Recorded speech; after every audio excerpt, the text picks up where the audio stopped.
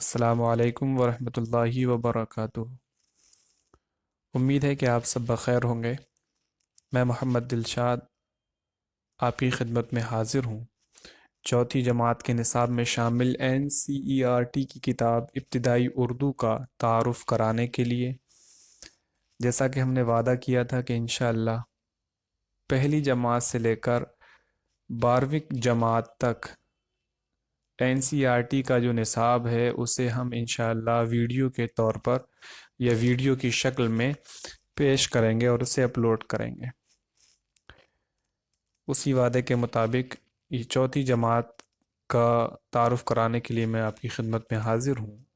और इसमें आज हम देख लें, क्योंकि पहली, दूसरी और तीसरी जमात से कुछ हट करके कुछ चीज़ें हमें आज देखनी हैं जो हम चौथी जमात में इंशाअल्लाह मश्क हल करते वक्त हम उन चीज़ों को देखेंगे। तो यहाँ लिखा हुआ है, आप देख लें, अलामात।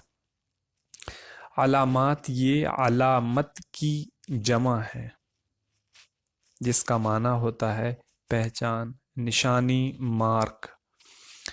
इस किताब में मश्की सवालात के लिए नंबर शुमार की जगह, नंबर शुमार यानी काउंटिंग के लिए जो हम नंबर यूज़ करते हैं, इस्तेमाल करते हैं, 1, 2, इस तरीके से, तो इन नंबरों की जगह क्या करना है, अलामतें दी गई हैं जिनकी वजाहत हस्बे झैल है। वजाहत यानी जिनके बारे में समझाया गया है नीचे तस्वीरों के ज़रिए से। तो ये आपको इन नंबरों की शक्ल की जगह आपको ये तस्वीरें नज़र आएंगी सवालात शुरू होने से पहले।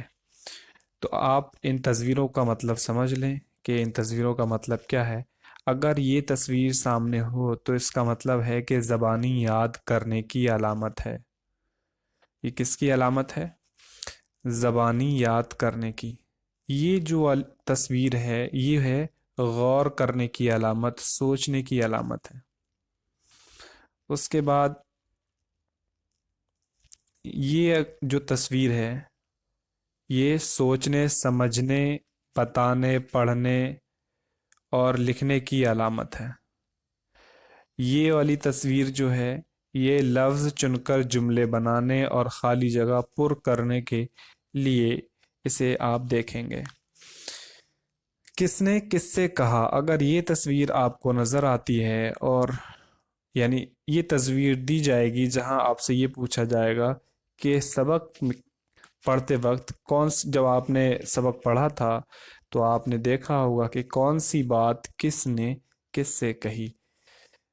ये जो इस तरह की तस्वीर होगी ये आप देखेंगे कि तरतीब दुरुस्त करने के लिए है। यहाँ देख लें, पहले 2 लिखा हुआ है, उसके बाद 1 है, फिर 5 है। तो ये तरतीब से नहीं है, क्रम अनुसार नहीं है, बल्कि बगैर तरतीब के है, बेतरतीब है।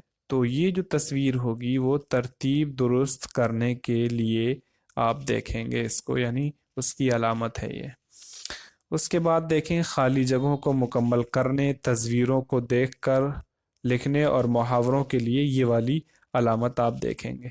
अगर ये वाला यानी ये तस्वीर अगर आपके सामने है तो आप देखेंगे कि सही और गलत की आपको वहाँ पहचान करनी है। अगर आपके सामने इन तस्वीरों में से ये वाली तस्वीर अगर आपको नज़र आती है मश्क में सवाल हल करते वक्त, तो इसका मतलब होगा कि गौर से देखने की अलामत है ये लवाहिक और सवाबिक के लिए। लवाहिक और सवाबिक का मतलब होता है कि मिसाल के तौर पर ये एक लफ्ज़ है, अगर इसके बाद में कोई लफ्ज़ जुड़कर इससे इसका माना बदल दे इस लफ्ज़ का, तो ये जो होगा, ये जो बाद में मिल रहा है ये होगा लाहिक, और इसकी जमा जो होती है उसको हम कहते हैं लवाहिक। ऐसे ही किसी लफ्ज़ के शुरू में कोई लफ्ज़ आकर अगर इसका माना बदल दे तो उसे हम कहते हैं साबिक, और साबिक की जमा होती है सवाबिक। तो लवाहिक और सवाबिक की पहचान जो होगी वो इस तस्वीर से होगी। इस तस्वीर का मतलब होगा दायरा बनाने और रंग भरने की अलामत। ये आप देख सकते हैं سائز کے حساب سے چھوٹے بڑے ہیں تو یہ کیا ہے؟ متضاد کی علامت ہے، یعنی جو ایک دوسرے کے بالکل اپوزٹ ہو۔ اب دیکھ لیں آپ، یہ چھوٹا ہے تو یہ موٹا ہے۔ اس کے بعد دیکھیں، املا درست کرنے، مناسب سوال بنانے اور صحیح جواب لکھنے کے لیے آپ کے سامنے یہ والی علامت ہوگی۔ اگر یہ علامت ہو کہ کہیں آتی ہے آپ کے سامنے تو آپ دیکھیں گے اس کا مطلب ہے خوش خط لکھنے کے لیے۔ یہ علامتیں ہیں۔ اب ہم دیکھ لیتے ہیں کہ ہمارے یعنی چوتھی جماعت کے نصاب میں جو کتاب شامل ہے ابتدائی اردو کی، اس میں کون کون سے اسباق ہیں۔ ہم صرف ان اسباق کو ایک نظر دیکھ لیتے ہیں، اس کے بعد ہم اسباق شروع کریں گے۔ تو یہ دیکھ لیں، ترتیب دی ہوئی ہے، ترتیب دی ہوئی ہے یہاں۔ پیش لفظ اس کتاب کے بارے میں یہ تو خیر ہم نہیں پڑھیں گے۔ یہاں دیکھیں، ہم اس میں جو لکھا ہوا ہے، پہلی نظم ہے صبح کی آمد، اسماعیل میرٹھی کی لکھی ہوئی ہے۔ چڑیا اور پودے کی کہانی، پرندوں کی دنیا، ہمدردی علامہ اقبال کی لکھی ہوئی نظم ہے، ہم اس کو بھی پڑھیں گے۔ اس کے بعد ہم پانچواں سبق حضرت علی کا انصاف، چھٹا سبق حکایتیں حضرت شیخ سعدی کی لکھی ہوئی وہ پڑھیں گے۔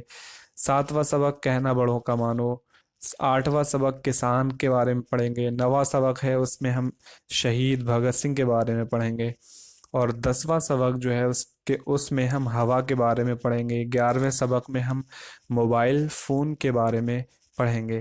12واں سبق جو ہے وہ حکیم عبدالحمید کے بارے میں ہم اس میں جاننے کو ہمیں اس میں کچھ ان کے بارے میں جاننے کو ملے گا۔ بکری نے دو گاؤں کھا لیے، یہ ابرار محسن کی تخلیق ہے، ان کی لکھی ہوئی ہے، اسے بھی ہم پڑھیں گے۔ سبق نمبر 14 میں یوں ہی پیاری چڑیوں ابھی اور گاؤ جوش ملیح آبادی کی نظم ہے، اسے ہم پڑھیں گے۔ 15 میں ہم پڑھیں گے صوتی آلودگی یعنی نوائز پولوشن کے بارے میں۔ اس کے بعد ہم سبق نمبر 16 اور 17 دیکھ لیں۔ 16 میں ہم پڑھیں گے عقل مند مچھیرا، یہ ایک ڈرامہ ہے، اس کو ہم پڑھیں گے۔ اس کے بعد بیہو، اس کو ہم پڑھیں گے سبق نمبر 17 میں۔ 18 سبق نمبر 18 میں ہم ایکتا کے اوپر نظم ہے شاذ تمکنت کی، اس کو پڑھیں گے۔ اس کے بعد استاد بسم اللہ خان کے بارے میں ہم پڑھیں گے سبق نمبر 19 میں۔ سبق نمبر 20 میں ہم پڑھیں گے تتلی اور گلاب کے بارے میں۔ سبق نمبر 21 میں نذیر اکبر آبادی کی ایک نظم ہے ریچھ کا بچہ، اسے ہم پڑھیں گے۔